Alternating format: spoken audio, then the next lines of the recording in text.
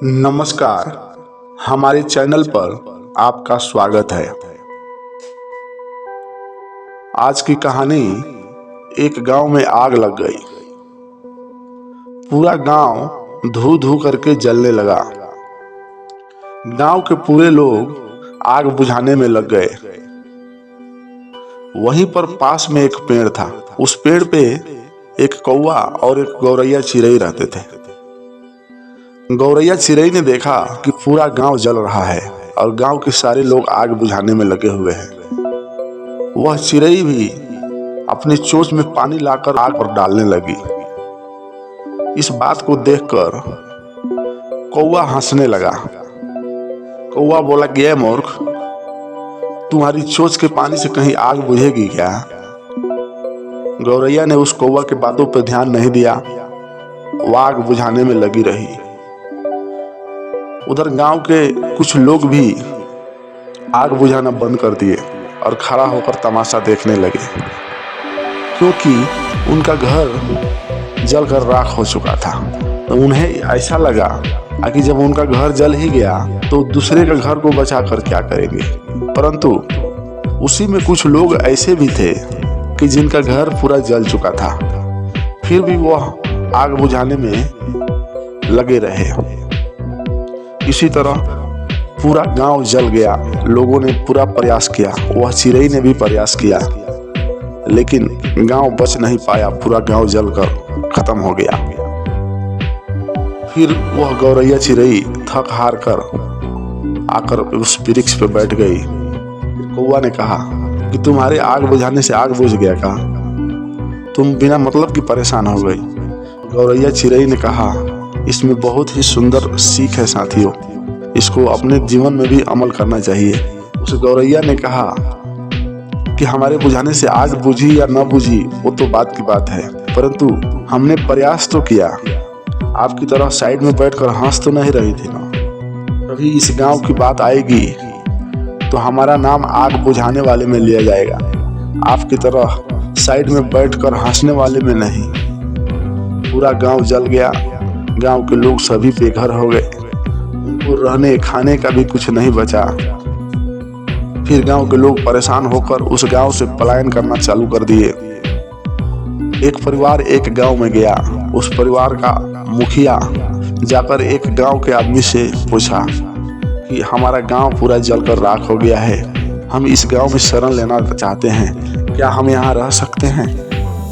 वह आदमी ने कहा कि हमारे गांव के प्रधान के पास आप जाइए, प्रधान जो कहेंगे वही होगा, और प्रधान अगर आपको यहाँ रहने की इजाज़त दे देते हैं तो हम लोगों को कोई आपत्ति नहीं है। वह व्यक्ति प्रधान जी के पास गया, प्रधान जी से अपनी दुख कहानी सुनाया। प्रधान जी बोले कि ठीक है, आप पहले ये बात बताइए कि आपके गांव के लोग किस तरह के थे, मतलब उनका व्यवहार कैसा था। वह आदमी प्रधान से अपने गांव की व्याख्या करना चालू किया और उसने कहा कि हमारे गांव के लोग बहुत ही गंदे थे, उनका विचार अच्छा नहीं था, एक दूसरे से जलन रखते थे, हमेशा आपस में लड़ते झगड़ते रहते थे, कोई किसी का साथ नहीं देता था।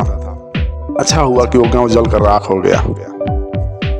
फिर वह प्रधान जी ने कहा कि महोदय जी, फिर यह भी गांव आपके लायक नहीं है, क्यों कि यहाँ के लोग उससे भी बुरे हैं।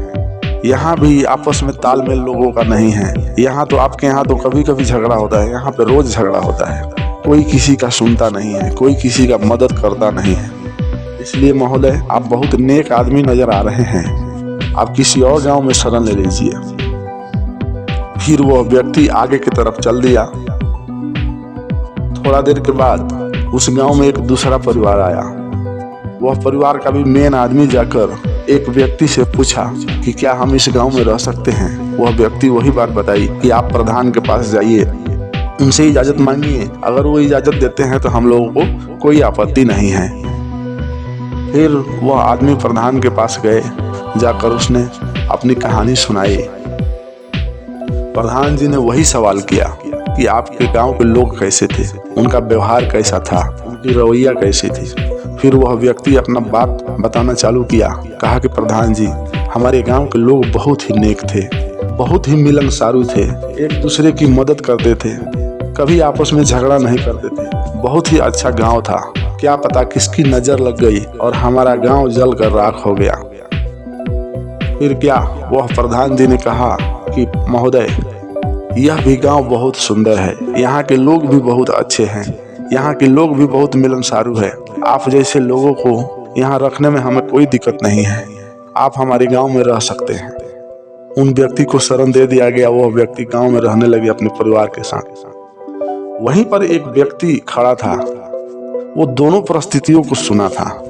वह बहुत विचलित हुआ और थोड़ी देर के बाद वहां पर थोड़ा देर साइड होने के बाद प्रधान जी से वह व्यक्ति पूछा कि प्रधान जी, आपकी यह बात हमें समझ में नहीं आई। उस व्यक्ति को आप बोले कि यह गांव बहुत बुरा है और इस व्यक्ति को आपने कहा कि यह गांव बहुत अच्छा है। ये दोनों बातें हमारे समझ में नहीं आई। तो वह प्रधान जी उस गांव के आदमी को समझाए कि देखो, वह व्यक्ति को वह गांव बुरा लग रहा था और इस व्यक्ति को वह गांव अच्छा लग रहा था। उस व्यक्ति को हमने इस गांव में इसलिए नहीं रहने दिया कि खुद उसका ही विचार अच्छा नहीं है। जो जैसा रहता है उसका विचार वैसा ही होता है। जो जिस तरह का आदमी होता है, सामने वाला उसको वैसा ही आदमी दिखाई देता है। इसलिए अगर इस गांव में वो रहता तो हमारे गांव के लिए हानि था। हमारे गांव में भी उस प्रवृत्ति के लोग तैयार हो जाते, इसलिए हमारे गांव में रहने के लायक नहीं था, इसलिए उसको हमने भेज दिया।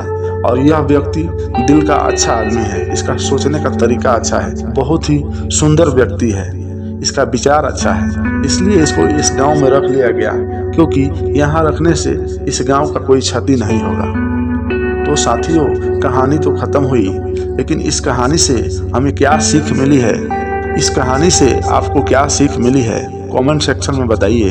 अगर यह कहानी अच्छा लगा होगा तो इस चैनल को सब्सक्राइब कीजिए, बेल आइकन ऑन करके रखिए, क्योंकि जब फिर हम दूसरी कहानी डालेंगे वो आप तक पहुंच पाएगी।